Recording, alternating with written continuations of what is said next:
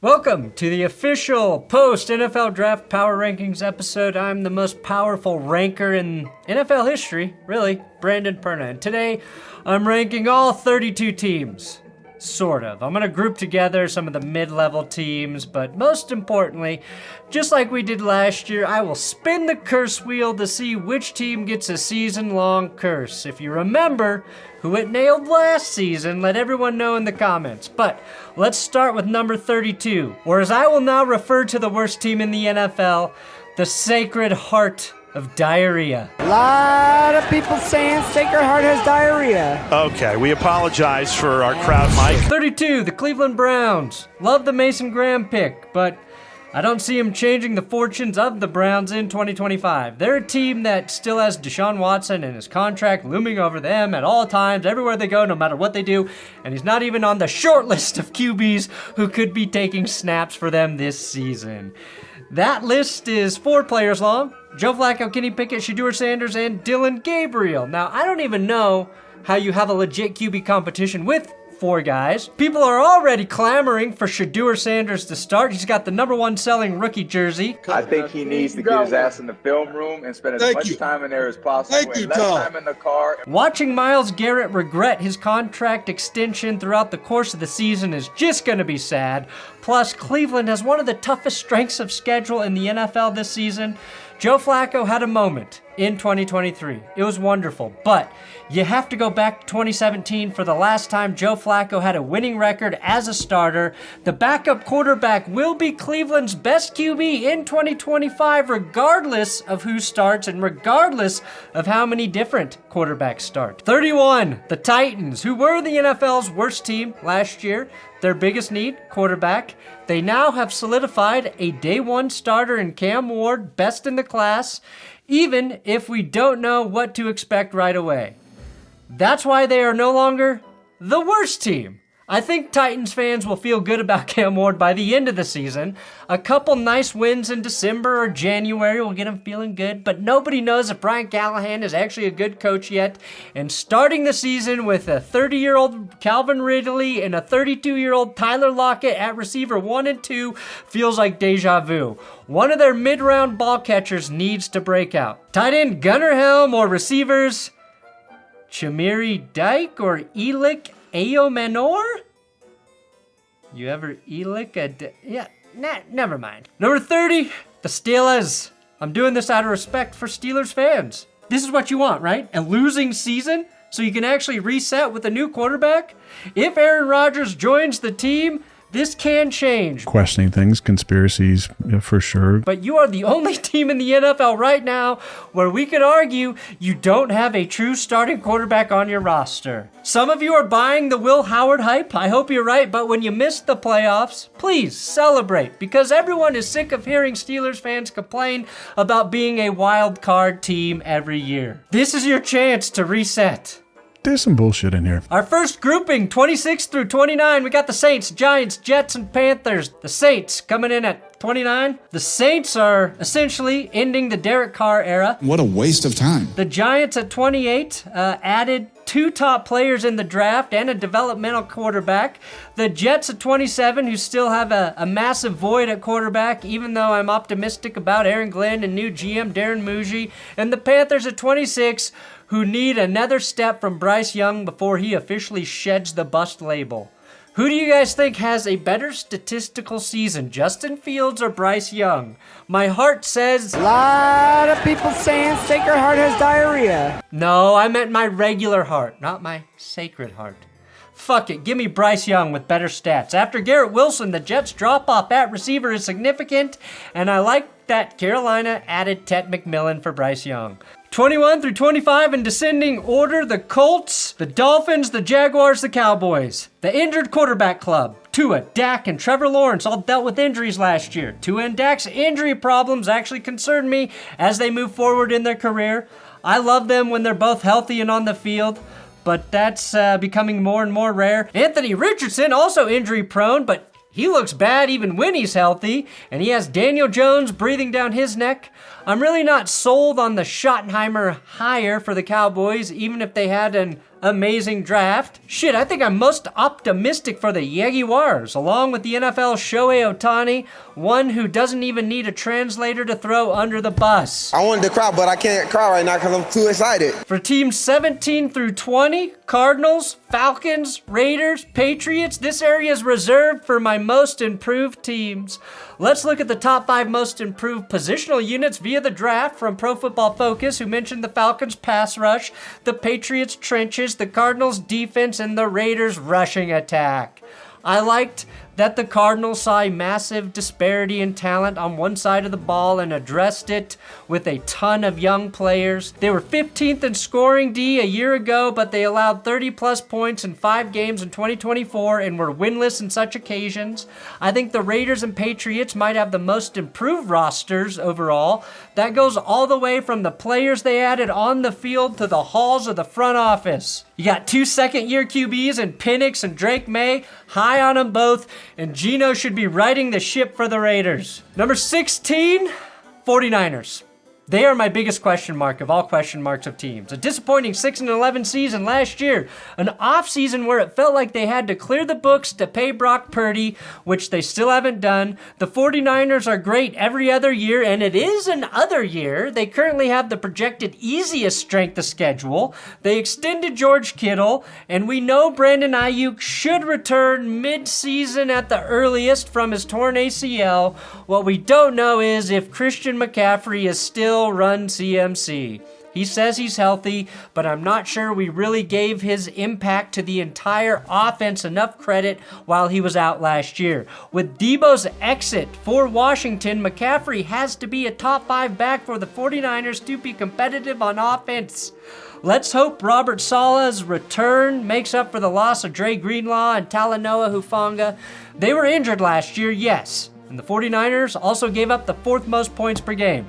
It's easy to argue those injuries killed their entire defense. 15, I got the Bears. Chicago could have been in the most improved group, and they probably are. I love what they did for their offensive line to help Caleb Williams via free agency, Tooney, Dalman, Jackson, 3 upgrades. Plus they drafted Ozzie Trapillo for the offensive line as well out of Boston. The Luther Burden draft pick is a massive upgrade over the perennially overhyped Keenan Allen that they deployed last year. However, we thought Chicago could be competitive last season, which is why I kept them out of the most improved. I think Ben Johnson gets his offense on track, and that Caleb Williams looks more like the dynamic player we watched at USC and less like someone who never learned to tell time. But I think it will take half the season before it starts to click for the Bears. 14, the Minnesota Vikings were one of the greatest wildcard teams of all time, until they actually had to play in the wildcard round. Obviously, the big change is the departure of quarterback Sam Darnold, who wilted late in the year and gave way to J.J. McCarthy, whose rookie season was lost to injury. I think the Vikings had as good a free agency period as any team can have. I also think J.J. McCarthy has an excellent chance to be a great NFL QB, but I feel like their growing pains might be more significant than we're willing to admit at this moment. This is a guy who didn't throw a lot in college because he didn't have to, and then he misses an entire season with a knee injury. It's just hard for me to believe not getting any real reps helped him at all last year. The good news, he's going into arguably the best situation a quarterback can as a first-year starter. Weapons out the ass, a beefed-up O-line as well, a giant KOC feeding him plays, and a very solid defense. A lot of people saying Sacred Heart has diarrhea. What, you ever seen Pat McAfee get a haircut mid-episode? You ever seen Scott Van Pelt or Rich Eisen get a haircut they're probably not good examples. Holy shit, 22,000 of you have subscribed in the last month. I think that might be my best month ever. If you're new, please subscribe to this channel for more football stuff. And today's episode is sponsored by Underdog. We are 61 signups away from 6,000 total at Underdog. Once we get to 6,000, I get a $60,000 bonus here at That's Good Sports. If you've already used my code and signed up, make sure you make your first play. You got to make your first play, and Underdog has dropped their Best Ball Mania 6 fantasy tournament You can start drafting in that now. It's my favorite tournament to play in every year. A best ball tournament, if you don't know, you draft once, and then they use your best point total every week. You never manage your roster, your lineup. You just draft once, and you pray you drafted well to win up to $2 million this year. It's a $2 million top prize in the Best Ball Mania tournament. But again, use my code That'sGood or TGS when you sign up, and we're just 61 signups away from that massive bonus. Number 13, I got the Seahawks. Their draft was pretty universally acclaimed. Guard Gray Zabel seems like a nice fit in the first round, and they got an athletic freak in round 2 with safety Nick Eamon-Wari, who fits an eerily similar profile to Cam Chancellor of, Legion of Boom fame. Jalen Milroe, high upside pick. Bit of a gamble, but I also like that they got a steal in round 5 when they snagged CSU receiver Torrey Horton. He and Cooper Kupp should fill the DK Metcalf void left, but above all, this season will come down to what kind of Sam Darnold they get. Are they getting the Sam Darnold of the first 16 weeks in Minnesota, or the one that fell apart under pressure in the Vikings' final 2 games, or even worse, the one that got mononucleosis back in New York? Mono. In fact, he is out indefinitely. I thought I had mono once for an entire year. It turned out I was just really bored. Number 12, the Texans. Houston underwhelmed for most of 2024, but also kind of overachieved by winning a playoff game. So at the end of the day, they made it exactly as far as they did in year 1 with CJ Stroud. They needed replacements on offensive line, and they picked a tackle in round 2. There's a massive human being here. But they also drafted a pair of receivers to compensate for the losses of Stephon Diggs and, unfortunately, Tank Dell. CJ Stroud took a bit of a step back last year, probably because he was sacked over 50 fucking times. So the question now becomes whether he takes a leap in year 3 or if he's maxed out as a franchise QB. I tend to believe he's got another couple of jumps in him as a passer. Hopefully their O-line is better after doing very little to improve it. That's usually how it works, right? Number 11, the Buccaneers. Baker Mayfield is a kingmaker. His last 2 OCs got head coaching jobs. He has taken the Bucs into the postseason both years he's been in Tampa. He plays a little too much like Brett Favre for my liking, but I would die for Baker Mayfield. I have no clue who the OC is for Tampa Bay, but I guarantee you that dude is the Cowboys head coach in 2026 after Shoddy goes one and done. I'm not sold on the Hassan Reddick signing for their defense. He was terrible after his holdout with the Jets last year. Hopefully he can get back to double-digit sack numbers like he had before he landed with the grounded Jets. Like Houston, Tampa is in a bad division, and they will capitalize on that again. And with the addition of Emeka Egbuka, they could have one of the most fun offenses to watch this season. Number 10, now this might seem a little bit low for the Washington Commanders, who were 1 game away from the Super Bowl last season before getting completely wrecked by the eventual champions. Now there's no shame in that. But it did prove to me that the Commanders may have overachieved last season. And while I still expect a wild card berth from them, they have a way to go on fixing a defense that was 18th in scoring a season ago. They're much improved on the offensive line, and they did add Deebo Samuel at wideout, but they only spent 2 picks on defense and are banking on Javon Kinlaw to help a run D that was getting gashed pretty regularly in 2024. Number 9, the Chargers. Now, I don't think LA took a dramatic leap this offseason, but they did get more playmakers around Justin Herbert, which was priority number 1 after the passing game turned into the Lad McConkey show late last year. Omarion Hampton is a true bell cow back who can get 20-plus carries a game in Jim Harbaugh's offense. Trey Harris is going to be an upgrade over Joshua Palmer out of the gate, probably. Mekhi Becton was a great guard in Philly last season. His addition has barely been discussed, I feel like, this offseason. But if he's as good and healthy as he was last year, that's a great addition to a weakness on the Chargers' interior line. Number 8, I got the Packers. The Packers are a tough team to rank for me. Jordan Love's knee injury week 1 really derailed their entire season, in my opinion. He rushed back from the injury. Their receivers also kept getting hurt. They led the NFL in drops, and I don't think we ever really saw the offense play at its full potential despite Josh Jacobs rushing for 15 TDs and 1,329 yards. Investing in some beefy O-linemen definitely can't hurt that. Green Bay finished the season allowing the 6th fewest points per game, sandwiched between the Lions and the Vikings. The North will be competitive again, but I think Jordan Love looks closer to the 2023 version we watched with the addition of receiver Matthew Golden, and if they get Jair Alexander to come back, they have a very deep secondary. My beautiful Denver Broncos at lucky 7, doubling down on their luck after drafting a number 7 from Texas. This is a team that won 10 of their last 15 regular season games, had a rookie quarterback throw the most touchdown passes in a season from any Broncos QB not named Peyton Manning, and boasted the second best scoring defense.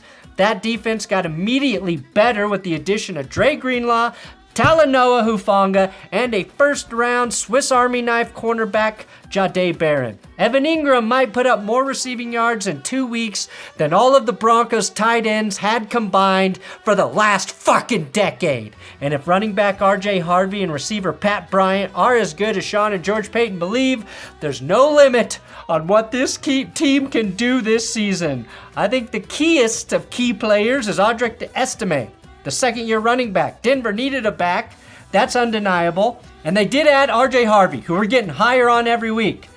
But we have no clue what Audric Estime's potential really is at the position based on how he was used last year. I think he could have a big season. I'll take you to the top 6 after a word from Chris Collinsworth. JTM's de carne de taco es muy deliciosa. No se vote ahora sentir como se estupidares en Mexico. Coming in at 666, which team will actually have the devil magic this season? That's right, I don't know if it's going to be the Chiefs. It was so popular, we added the Devil Magic coffee to benchwarmershop.com. We just restocked the Devil Magic, benchwarmershop.com. That's my coffee company. Did you know that? I'm gonna predict right now, I think the Ravens will be the team of Devil Magic in 2025. If they keep Justin Tucker around, they will clearly be dipping their toes in the waters that are unholy. And it was a toe that kicked off the Chiefs' run at Devil Magic in 2024. Oh, right on time. They cut him. Exactly the kind of move the devil would tell you to make.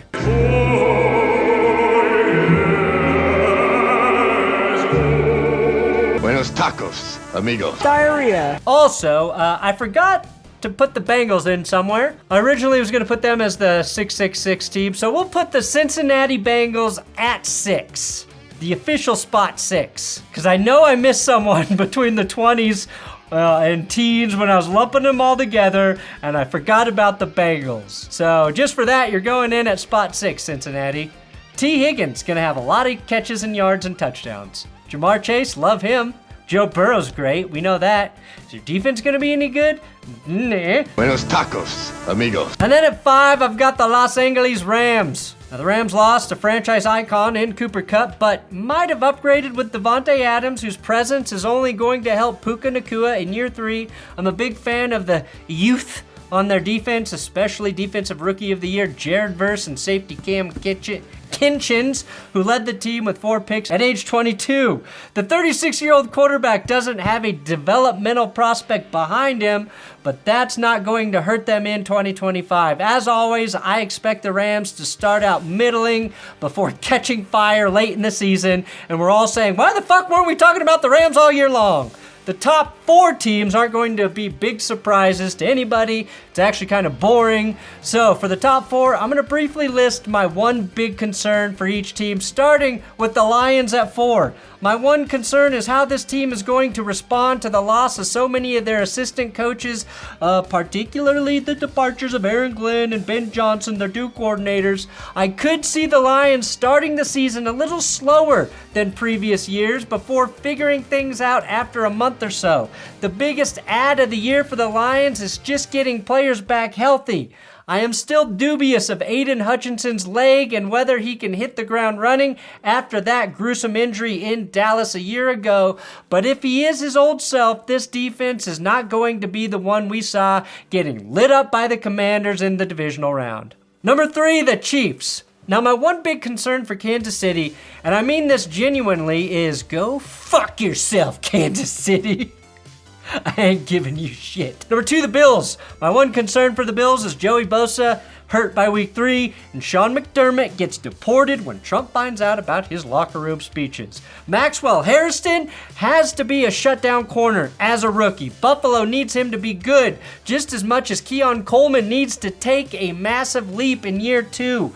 A respectable rookie year in an offense that spread the ball around for Coleman, but he needs to become a threat that defenses have to game plan and scheme for. Number 1, by default, but I still believe this, it's the Eagles.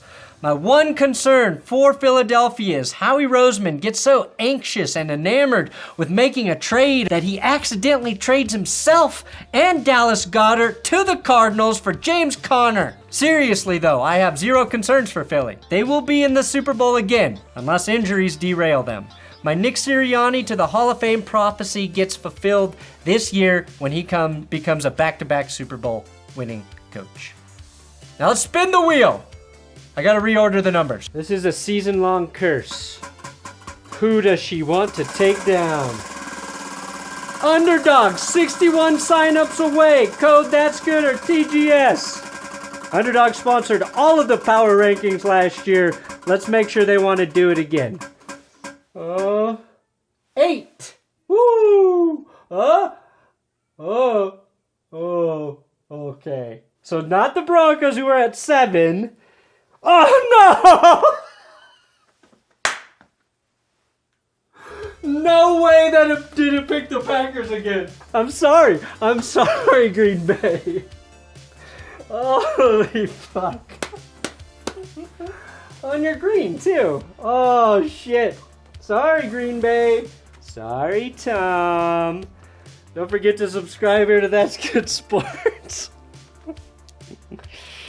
Oh, shit. That's pretty good. This bit is on point. Buenos tacos, amigos.